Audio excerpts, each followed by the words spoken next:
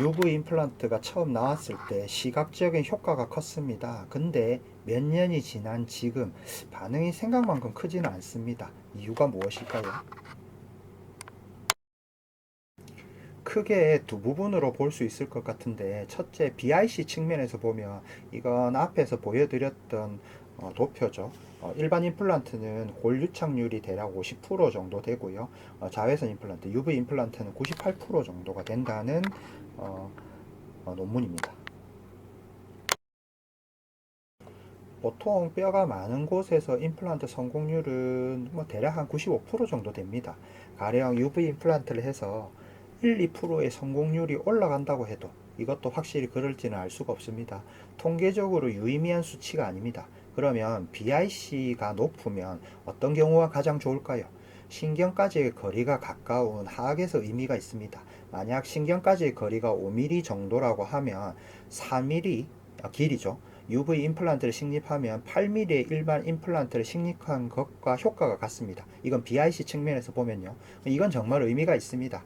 그러면 제조사에서 저런 케이스들을 해서 홍보를 해야 되는데 그냥 피가 임플란트에 붙는 동영상만 주구장창 홍보를 합니다. 그리고 이렇게 신경까지의 거리가 짧은 케이스는 그리 많지 않습니다. 보통은 주로 뼈의 폭이 좁은 경우가 훨씬 많습니다. 보통 임플란트를 식립할 때 프라이머리 스테빌리티는 일반적으로 10에서 50N, 나중에는 일반적으로 80N 이상이 됩니다. 임플란트 픽스처와 어벗을 연결하는 스크류는 보통 30에서 35N의 힘을 가합니다. 크라운과 어벗은 임플란트 시멘트로 붙입니다. 이건 정확한 힘을 잘 모르겠습니다. 임플란트에 가해지는 힘의 세기와 방향에 따라 다르긴 한데 보통 뼈의 폭이 좁은 경우 직경이 적은 임플란트를 사용할 수밖에 없고, 그러면 BIC보다는 임플란트 찢어짐이 임플란트 수명에 더 큰 영향을 줄 수밖에 없습니다. 그런데 지금 대부분의 UV 임플란트는 인터널 아스트라 타입입니다. 임플란트 종류 중 가장 찢어짐에 취약합니다.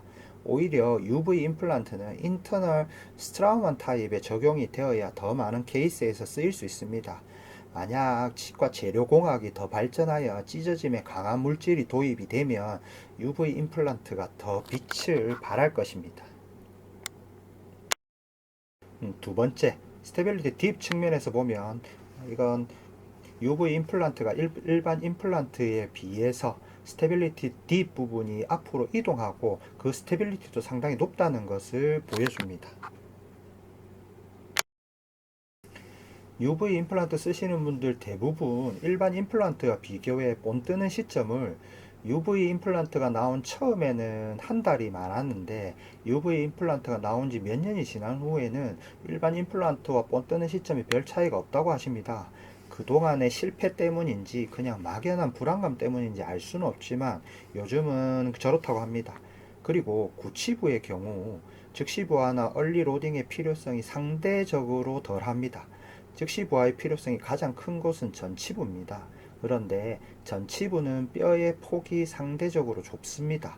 하지만 구치부와 다른 점은 임플란트에 가해지는 힘이 상대적으로 적다는 것이죠. 뼈의 폭이 좁으므로 인터널 아스트라 타입으론 임플란트 식립 조건에 맞게 식립하기가 어렵습니다. 전치부도 처음에는 인터널 아스트라 타입을 주로 썼습니다. 근데 뼈의 폭이 5mm 이하인 곳은 저 타입은 상대적으로 사용하기가 힘듭니다.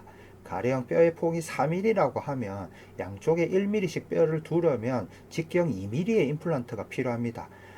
인터널 아스트라 타입은 그러면 직경 2mm 안에 어벗과 스크류가 다 들어가야 합니다. 이게 답이 안 나옵니다. 그래서 나온 게 일체형 임플란트입니다. 어벗이 없는. 그러니까 스크류도 필요 없죠. 그냥 저렇게 임플란트에 식립하고 저 위에 바로 크라운을 붙이는 방식입니다.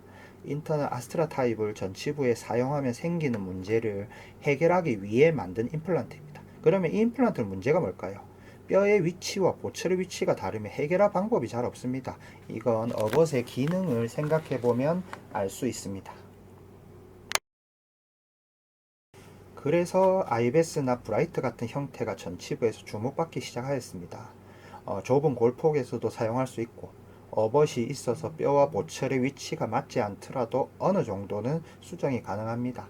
하지만 앞에서 말씀드렸던 것처럼 IBS는 스테빌리티 딥이 없다는 것이 아직 증명되지 않았고 그레이드 5라서 BIC가 낮을 것으로 추정이 됩니다. 이것도 IBS에 특정된 자료가 없습니다. 일반적인 그레이드 5에 대한 것이고요. 브라이트의 경우 그레이드 4이고 그러면 일반 임플란트처럼 스테빌리티 딥이 있을 것이므로 즉시 부하에는 어느 정도는 한계가 있습니다. IBS나 덴티움에 UV를 도입하자는 의견을 몇 년째 내고 있으나 아직 결정된 바는 없습니다. 그리고 국산 UV 임플란트의 경우 처음 한 회사에서 24시간 동안 UV를 쪼여주는 방식을 채택했습니다. 그 후 여러 다른 회사에서 20초만 UV를 쪼여줘도 된다는 제품을 출시했습니다. 이 회사들이 UV라고 주장하는 증거는 오로지 임플란트 주변에 피가 붙는 동영상밖에 없습니다. 또 요즘은 어떤 주장이 있냐면 UV 중 단파장과 장파장 일정 부분을 교대로 쪼여줘야 효과가 있다. 또 이렇게 주장하시는 분도 있습니다. 그러면 이전의 방식과의 차이를 검증해야 합니다. 근데 아직 데이터가 많지가 않습니다. UV 임플란트의 근거는 UCLA 대학의 오가와 교수의 논문인데 한국 회사에서 나오는 UV 임플란트와 오가와 교수의 UV 임플란트가 같은지도 잘 모르겠습니다. 만약 지금 많은 회사에서 나오는 UV 임플란트가 오가와 교수와 같은 임플란트가 맞다면 어금니의 경우 인터널 스트라우먼 타입의 UV 임플란트가 나와야 더 사용이 많이 될 것 같고 뭐 신경관과의 거리가 짧은 경우 뼈의 폭이 좁은 경우 등등이겠죠. 앞니의 경우 IBS나 브라이트 타입의 UV 임플란트가 나와야 즉시 부하에 조금 더 활용이 될 것 같습니다.